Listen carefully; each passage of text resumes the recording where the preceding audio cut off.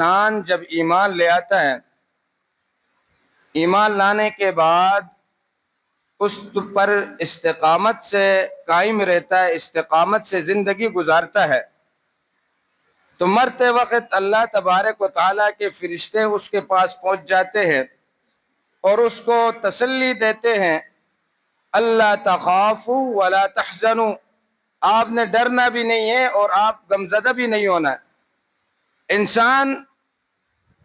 ایک تو اس کو خوف ہوتا ہے کہ آنے والی زندگی میری کس طرح ہوگی، کس حالت میں گزاروں گا، مرنے کے بعد قبر کا خوف ہے، حشر کا خوف ہے، اور غم وہ ہے جو انسان پیچھے چھوڑ کر جاتا ہے، مال و جائیداد کمائی تھی بڑی محنت کے ساتھ، وہ پیچھے رہ گئی، دوست احباب تھے، اچھے تھے، رشتہ دار اچھے تھے، وہ پیچھے رہ گئے، وہ سب کچھ پیچھے رہ گیا، انسان کو اس چیز کا غم ہوتا ہے، تو فرشتے اس کو تسلی دیتے، نحن اولیاؤکم فی الحیات الدنیا وفی الآخرہ، کہ آپ نے نہ غم کرنا ہے، نہ آپ نے فکر کرنی ہے، نہ آپ نے ڈرنا ہے۔ وہ جو آپ مستقبل کے بارے میں فکر مند ہیں، آخرت کے بارے میں، قبر کے بارے میں، یا پیچھے جو آپ چیزیں چھوڑ کر آئیں اس کے بارے میں آپ کو فکر ہے، تو اللہ تعالیٰ اس سے بہتر آپ کو عطا فرمائیں گے۔ آپ اس چیز کے بارے میں سوچیں جس کا اللہ تبارک و تعالیٰ نے آپ سے وعدہ کیا ہے، اللہ تخافوا ولا تحزنوا وابشروا بالجنۃ التي كنتم توعدون، اللہ تعالیٰ نے تم سے جو جنت کا وعدہ کیا اس کے بارے میں آپ سوچیں۔ دنیا کی زندگی جس طرح تھی وہ گزر گئی، اور آنے والی زندگی جو ہے اس کے ڈر اور خوف کے بارے میں آپ اپنے دل میں خیال نہ لائیں، بلکہ آپ کے لیے تو اللہ تعالیٰ نے جنت میں بہترین جگہ عطا فرمانی ہے، اور دیندار بندے کے ساتھ جو فرشتے مقرر ہوتے ہیں وہ ہمیشہ نیکی کی طرف اس کو دعوت دیتے ہیں، اس کو دل و دماغ میں نیکی کی بات ڈالتے ہیں کہ آپ نے یہ نیک کام کرنا ہے۔ اگر انسان تھوڑا سا ارادہ کرتا ہے کہ میں نیک کام کروں گا تو فرشتے اس پر اس کی حوصلہ افزائی کرتے ہیں، اور اگر وہی دیندار آدمی کسی تکلیف میں مبتلا ہوتا ہے، کسی پریشانی میں، کسی مصیبت میں مبتلا ہوتا ہے، تو وہیں فرشتے اس کو حوصلہ دیتے ہیں کہ آپ نے اس پر صبر کرنا ہے،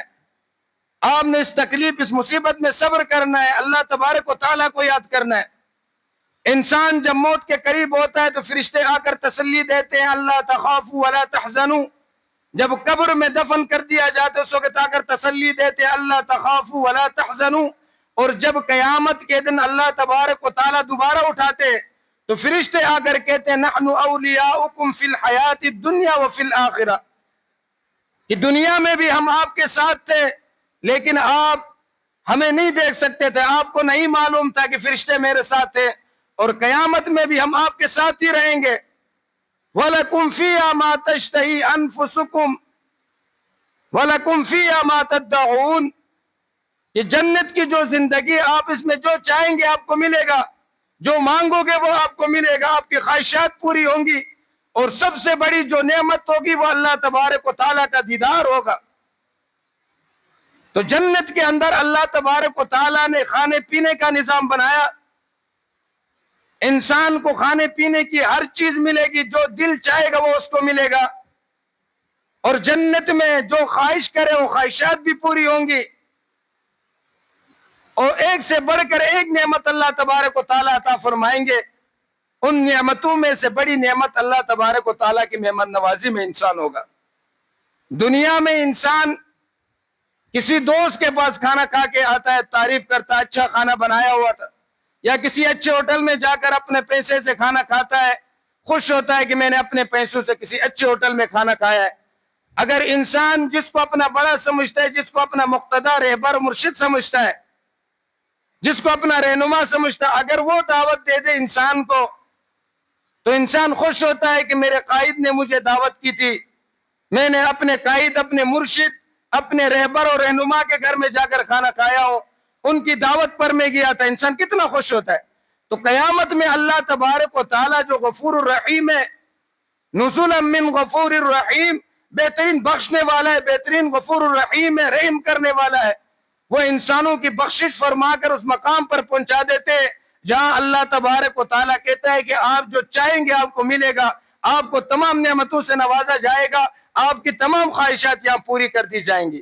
تو انسان کتنا خوش نصیب ہوگا جو اللہ تبارک و تعالیٰ کی مہمان نوازی میں زندگی گزارے گا وہاں پر۔ تو یہ تمام نعمتیں اور یہ تمام خوشخبریاں، یہ تمام چیزیں کس چیز پر مل رہی ہیں؟ ان الذین قالوا ربنا اللہ، اللہ تبارک و تعالیٰ پر ایمان لانے کے بعد ثم استقاموا، اور اس پر استقامت سے رہیں، اس پر استقامت دکھائیں۔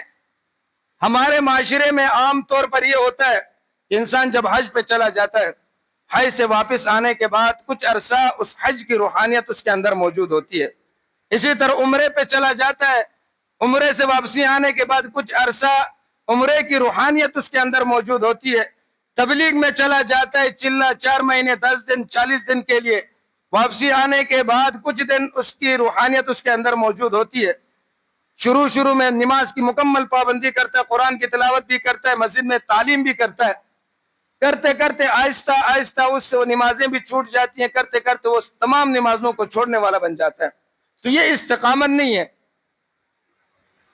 دیندار کا یہ شیوہ ہی نہیں ہے کہ وہ مسجد میں نمازی بنے اور بازار میں اس کی آنکھ اس کے قابو میں نہ ہو، یہ استقامت نہیں ہے۔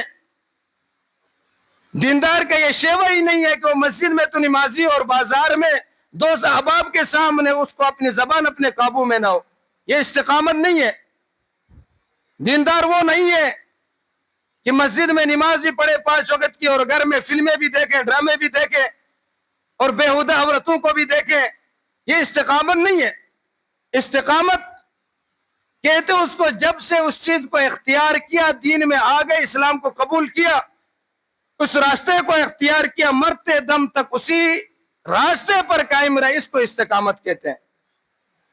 حضرت ابوبکر صدیق رضی اللہ تعالیٰ عنہ سے پوچھا گیا کہ ثم استقاموا کا معنی کیا ہے؟ فرمایا اللہ تشرک باللہ، اللہ کے ساتھ کسی کو شریک نہیں کرنا، یہ استقامت کا معنی ہے۔ حضرت عمر رضی اللہ تعالیٰ عنہ سے پوچھا گیا ثم استقاموا کا معنی کیا ہے؟ فرمایا جن چیزوں کا کرنے کا اللہ تعالیٰ نے حکم دیا اس کو کرنا، اور جن چیزوں سے اللہ تعالیٰ نے منع کیا ان چیزوں سے اپنے آپ کو بچانا ہے، اس کو کہتے ہیں استقامت۔ حضرت عثمان غنی رضی اللہ تعالیٰ عنہ سے پوچھا گیا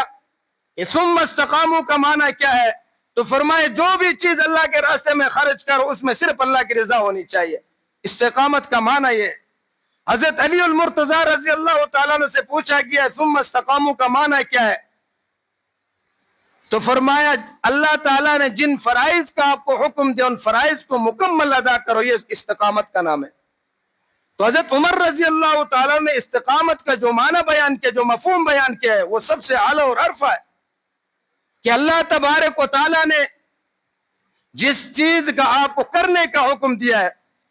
دنیا ادھر سے ادھر ہو جائے اس کام کو آپ نے کرنا ہے، اور جس چیز سے منع کیا ہے ساری دنیا آپ سے روٹ جائے اس چیز کو نہیں کرنا ہے۔